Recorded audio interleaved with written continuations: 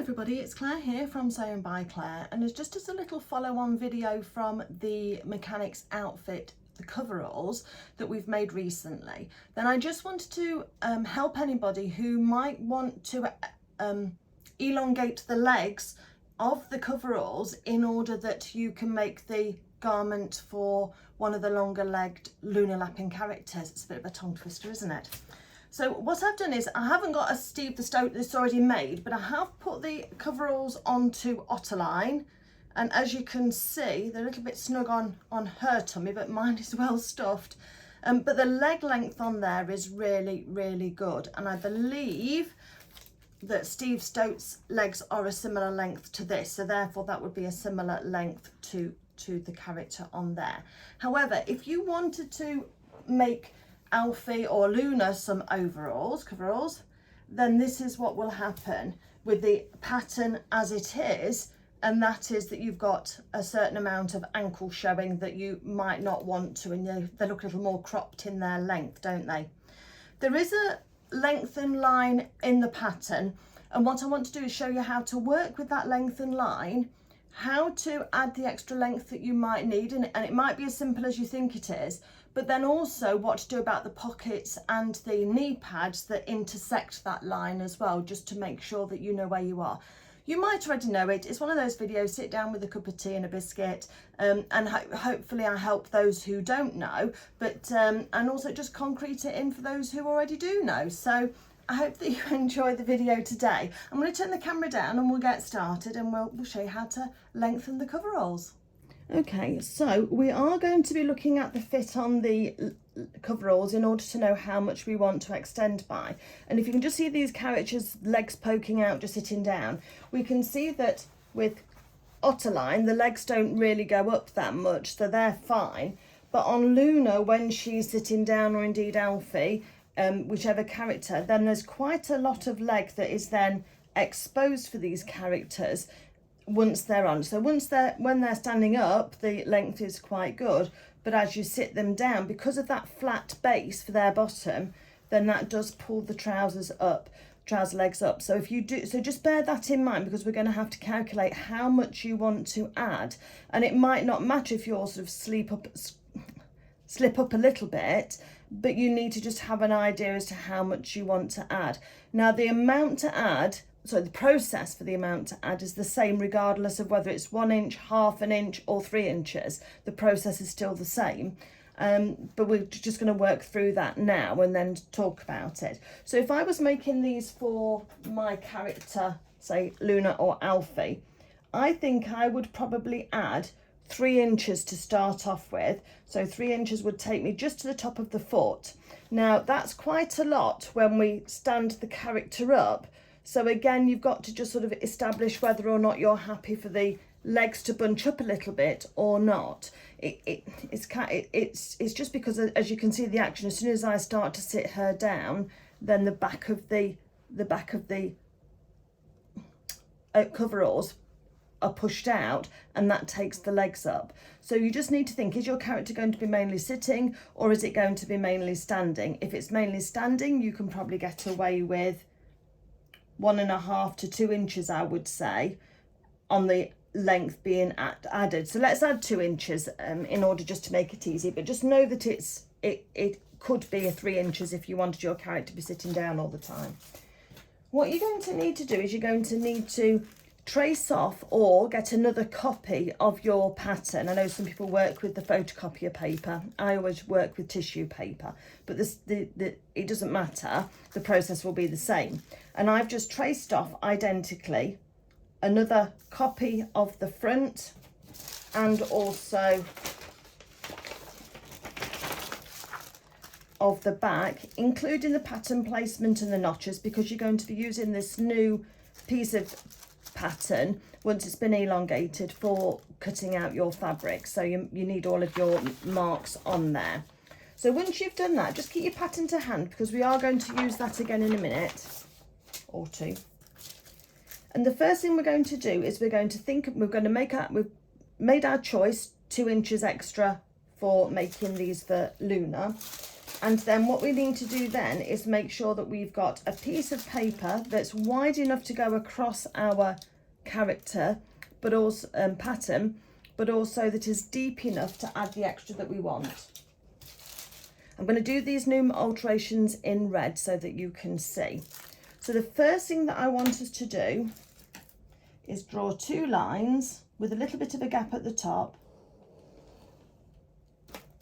And I want, excuse my ink just smudging slightly. It's the only red pen I've got. I've not got a ballpoint, so we'll have to work with this. And then I want you to measure down for your 2 inches. So you're just creating a band that is going to be the new measurement. So I'm just marking at 2 inches all the way along here. This is going to be enough for 2, hopefully. I've got ink was already smudged, but we'll carry on. And then I'm just going to join that up. So I've got a piece of tissue paper with a band of 2 inches marked on it. So let me just show you that. So just like that, really easy. So this here is 2 inches. And I can just mark that on that side. If I mark it on that side, then we'll always remember. And if I just shade this out now, then that's the extra that we're going to be adding to the pattern. And Sarah has left enough distance on the fabric and the pattern fabric layout that when you want to elongate these legs, there's enough fabric to be able to do that. Okay, the next thing then what we're going to do now we've prepared that is we're just going to go to our pieces, pattern pieces. Let's work with the back first because there's less to look at. And we're going to just do a line that dissects our lengthen line in 2 places. So I've got a red mark there and a red mark here. Once I've done that, using your paper scissors, you can now cut this pattern in half.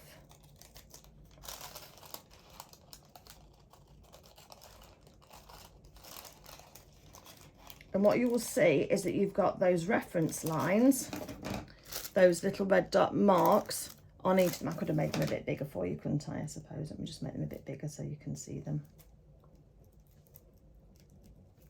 The length of them isn't necessarily important, just trying to. So I've dissected that line. But what those marks do is it gives us a reference point for being able to join these pattern pieces up so that they're directly on each other later and not over to one side or over to the other side. So what we do then is getting some sellotape. You can use glue as well, but glue can sometimes make the tissue paper a little bit flimsy or a little bit weak. So then that can be a problem. So we're just going to line the cut line of the top of the trousers onto our pattern piece, onto our new band. So that's just like that. As you can see, so there's the original lengthen line, there's my 2 marks, and that's the cut line that I've done, and it's on the top line of the 2 inches. What I'm then going to do is, using my straight line, is I'm going to draw a line that's straight and going down from across the band and through into the sort of like void at the bottom there. So I've drawn 2 straight lines, one here and one here. Then what we're going to do is just take our bottom piece of the trouser leg. If I can find the end of the sellotape. And we are going to line up our marks on the bottom of that leg with the marks on from the lines we've drawn down. Oops, and if I get my sellotape to stick properly. It's looking a bit rough, but it'll do fine. So we've drawn that line down. So this line here, through this line going down, is now directly on top of the line at the bottom. And obviously the straighter those lines are, the more accurate this will be. What we're going to do then is we're going to mark up the reference points. So the crotch point here is a reference point, and then the ankle down here is a reference point. So I'm going to put my straight edge between those 2 points, and I'm going to draw a line down. This is going to give us a new side line. So there's my new side line. I could do with a little bit of paper in there going from the crotch all the way down through the pattern. So I'm taking a little bit off just here, but then it's tapering down towards the bottom. Once we've done that, we can just cut off that excess paper. Get rid of that. And then we're going to have a look on the other side. And we're going to do the same thing. So from the ankle, and we're going up towards the hip, where the hip joint, so you can see a little bit of a curve for the hip before it starts coming in, and then you've got a little bit of a flare here for the pocket. And we're just going to dissect that line just to give us a new line going up the edge here. So there's a new line there joining along the edge. Once we've done that, we can trim that off as well. So the hem line is unaffected. So the circumference of the hem is unaffected. And all we've done is lengthen that trouser leg by the 2 inches that we need to help make these for Luna or Alfie, or for any of the other longer legged characters. So this line here will just carry straight up when you cut it out. There's a little jig in my paper, but ignore that. You just carry that straight up onto the crotch point, and that is here. So that's all fine, but then what about your pocket? And this is where you've just got a little bit of a decision to make. When you look at the coveralls, you need to think about the position of the arm in relation to the pocket and how you want that to be, but also in relation to the knee pad, because whatever you do to the pocket, we really ought to mirror on the knee pad so that you keep the dimensions correct. It might be that you decide the hammer pocket can come down lower and the knee pads can come down lower, but just know that your hammer loop will be longer. But in the pattern, when we made these already, I cut off probably about a good inch anyway. So you have got some leeway on your hammer loop already without having to change that pattern.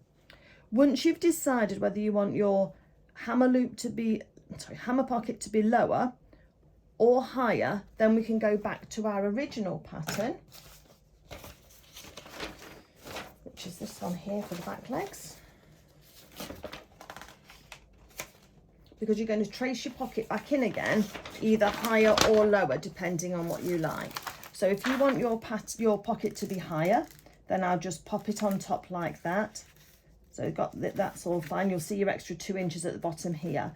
And then I would look for the bottom of the hammer pocket and I would trace that back in again. And remember, I used a little notch on the side of my pockets to help with positioning of that.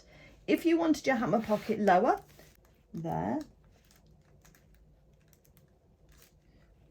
So the hem now, the new hem is at the same length, and we just trace that pocket in as best as we can do again. So just go over your dotted lines again. This side goes in, so it'll be slightly straighter.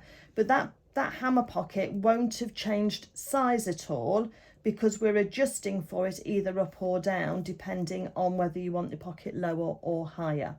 So that's the way that we would do it. I mean, you just draw it in and then you just ignore your black lines and you'd use your new red lines instead, depending on which you want. But that would alter the back of your pockets and give you, back of your trousers, and give you the extra 2 inches.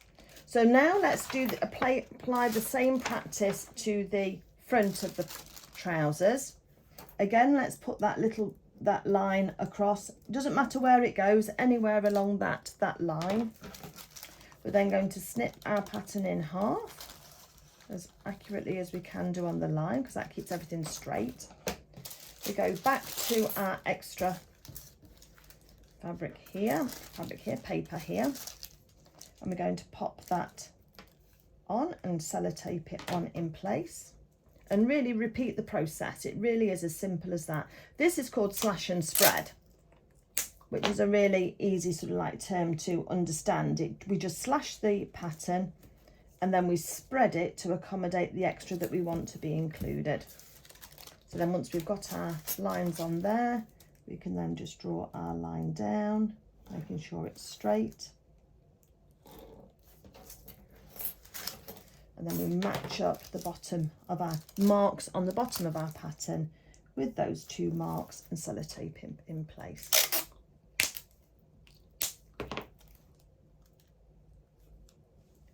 Okay, once we've done that, same process again. Let's work with our crotch seam first and the hem. So let's straighten up that line there to make sure that's as straight as it can be. about there. And then let's straighten up the other side as well, from the hem up to the point, just past the pattern, just past the alteration where everything's all nice and smooth again. And that will just join that on. So again, we can then just trim this off. So we've got our amended pattern piece, but now we need to work with the knee pads in order just to adjust those.